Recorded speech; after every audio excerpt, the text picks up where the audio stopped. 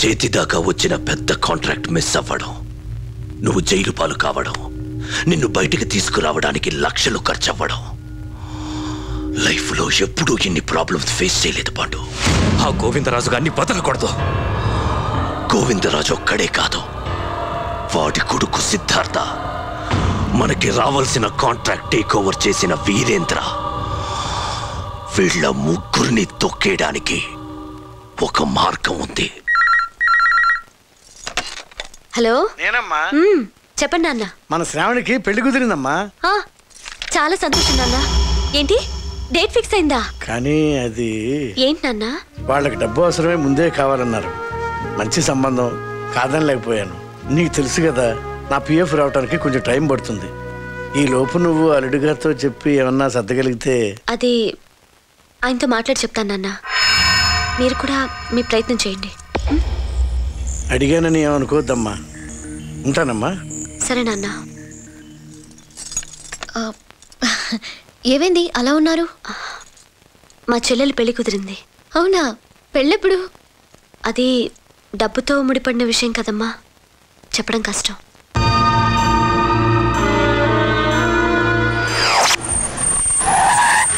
శ్వేత, శ్వేత. ఏంటి సిద్ధు? ఈ డబ్బు నీ దగ్గర ఉంచు. మా ఛానల్ తరపున హార్ట్ ఫౌండేషన్ కోసం కలెక్ట్ చేసిన డబ్బు నేను తర్వాత తీసుకెళ్తాను. అలాగే.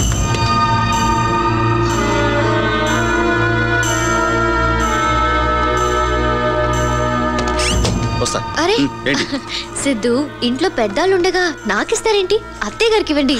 గుడ్, నాకు అసలు తోయలేదు. ఏం సిద్ధు? ఈ డబ్బు మీ దగ్గర ఉంచండి, నేను మళ్ళీ అడిగి తీసుకుంటాను. అలాగే. Thank you.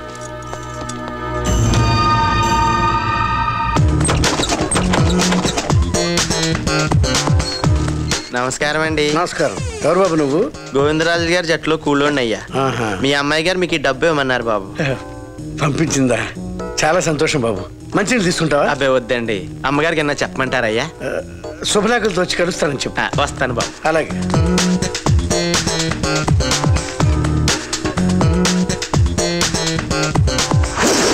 ఈ తింగర పనులు నేను సేలైపోతున్నానే. నాతో దొంగతనం చేయించి డబ్బులు తీసుకెళ్ళి వాళ్ళకి ఇప్పించావు. అయ్యో, నా మొహాన్ని కొడితే నేను పాటికి ఊరిపోతుంది కదా. నువ్వు వెళ్ళడం కాదురా, గోవిందరాజే ఊరు వదిలి వెళ్ళేలా చేస్తాను. కొత్త ఏమన్నా ఉంటే చెప్ప. ఇప్పటికే ఇలాంటి సలహా అయినా వినడం కాదు, ఆ గోవిందరాజే ఇప్పుడు నా చంప పగలకొట్టడం చూస్తావు.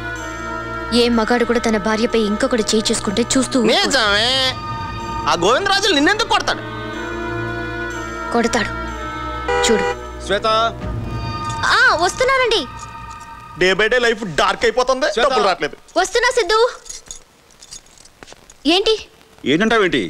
ఫోన్ చేసి చెప్పాగా హార్ట్ ఫౌండేషన్ డబ్బు కోసం వస్తా అని చెప్పేసి. సారీ, అత్తయ్య గారి దగ్గర తీసుకురా త్వరగా. అత్తయ్య గారు, ఆయన మిమ్మల్ని అడిగి డబ్బులు తీసుకురమ్మన్నారు. అలాగేనమ్మా.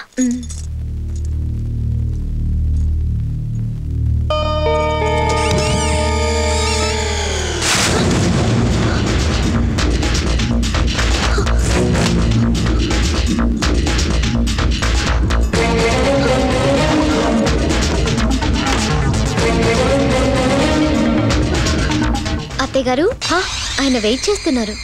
అమ్మ శ్వేత, డబ్బు కనిపించట్లేదమ్మా. డబ్బు కనిపించడం లేదా? అవును, అందులోనే పెట్టాను. ఏమైందో తెలియట్లేదు. సరిగా చూసారా? అవును, అంతా వెతికాను. అమ్మ శ్వేత, నువ్వేమనుకోనంటే. ఏమనుకోనంటే? అది చెప్పండి. అది అంటే నువ్వేమైనా చూసావా? అంటే నేను దొంగతనం చేశానా? అది కాదమ్మా, చూసావా అని అడిగాను, తీసావని కాదు. మీ ఉద్దేశం నాకు బాగా అర్థమైంది. సిద్ధు, సిద్ధు, సిద్ధు, అది కాదమ్మా. సిద్ధు, శ్వేత, నేను అన్నదేది. శ్వేత, ఏంటి అరుపులు? అరుపులు కాదు, ఆవిడన్న మాటలకి నేను ఆత్మహత్య చేసుకోవాలి. ఏమైంది? మీరిచ్చిన డబ్బు కనిపించడం లేదంట. అడిగితే నేను తీసానంటుంది. దొంగతనం చేయాల్సిన కర్మ నాకేంటండి? కోర్టు లాస్తిని కాదనుకుని మీరే కావాలని. అయినా ఓవర్ చేస్తున్నావు. అన్ని చోట్ల సరిగ్గా వెతికారా? అన్ని చోట్ల వెతికాను బాబు.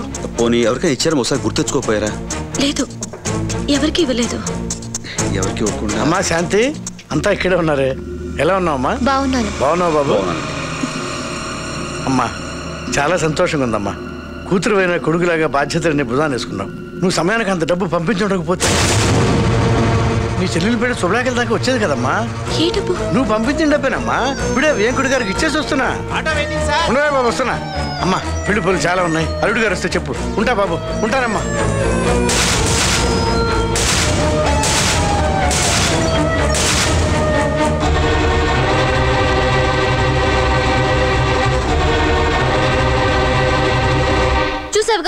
ఇంకా ఆపు. బాబు ప్లీజ్ ఇంకా విషయం మర్చిపోండి. డబ్బు నేను ఏదో రకంగా అడ్జస్ట్ చేసుకుంటాను, మరేం పర్వాలేదు. ఓకే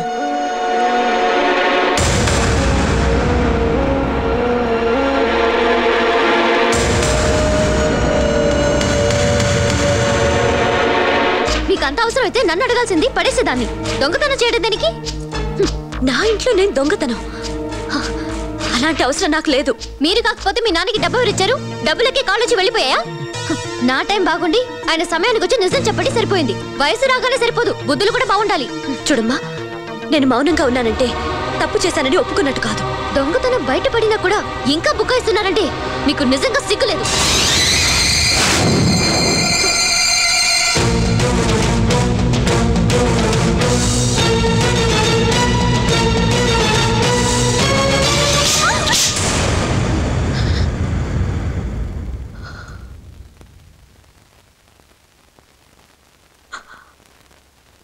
పో లోపలికి.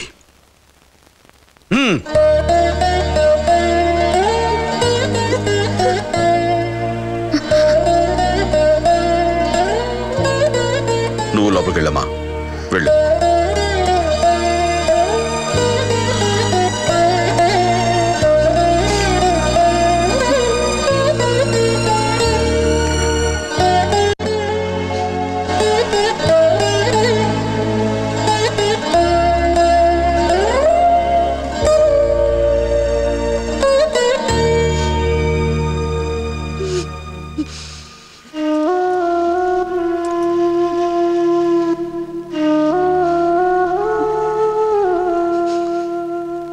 చాలా మూర్ఖంగా ప్రవర్తించాను, ఏమనుకోకు.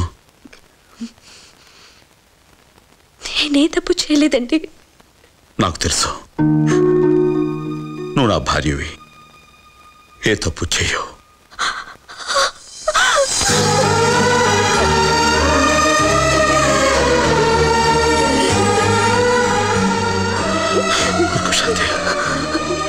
చాలండి, చాలు. నేనే తప్పు చేయలేదని మీరు నమ్మితే చాలు. కానీ ఇదంతా ఎవరు చేశారో, ఎందుకు చేశారు నాకేం తెలియదండి. నాకు తెలుసు. తెలుసా? ఎవరండి? శ్వేత.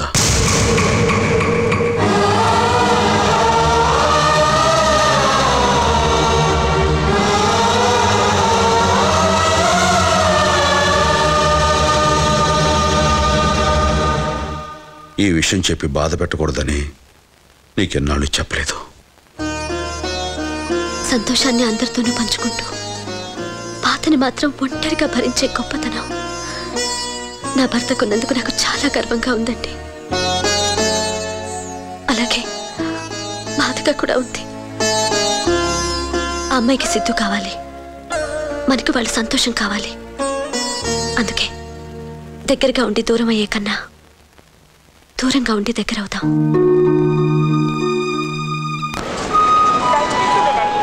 ట్రైన్ నంబర్ 705 హైదరాబాద్ నుండి చెన్నై ట్రైన్ సిగ్నల్ ఇచ్చేశారు, మీరు బయలుదేరండి. Okay, happy journey. Okay, bye bye.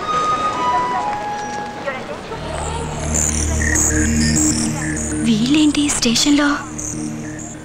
Hello, hi baby, how are you? Hi daddy, great news. అరే బేబీ, చాలా సంతోషంగా ఉన్నావు. ఏంటి విషయం? గోవిందరాజు ఓడిపోయి వైఫ్ ని తీసుకుని ఇంట్లోంచి వెళ్ళిపోయాడు. That's it.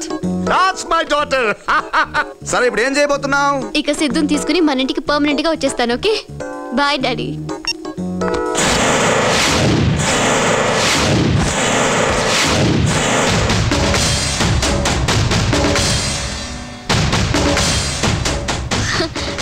మా డాడీ ఫోన్, నన్ను మిస్ అవుతున్నారంట.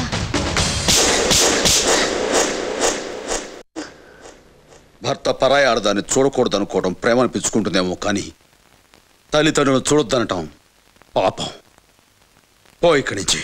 సిద్ధు, ఒకసారి ఎంగేజ్మెంట్ క్యాన్సిల్ చేసి తప్పు చేసావు. ఇప్పుడు నన్ను కొట్టి ఇంకో తప్పు చేసావు. ఎవరి కోసం ఇదంతా చేస్తున్నావో వాళ్ళని కాదనుకుని నా దగ్గరికి వచ్చే రోజు వస్తుంది. ఆ రోజు ఎప్పటికీ రాదు. వస్తుంది, డెఫినెట్ గా వస్తుంది. చెప్పు తెగుద్ది. అవకాశం మీకెందుకు ఇస్తాం? ఈలో మేమే బయటపోతాం. పదవికి వెళ్ళిపోతాం. ఇదిగో బళ్ళు పంపించండి బయటికి ఏంటారు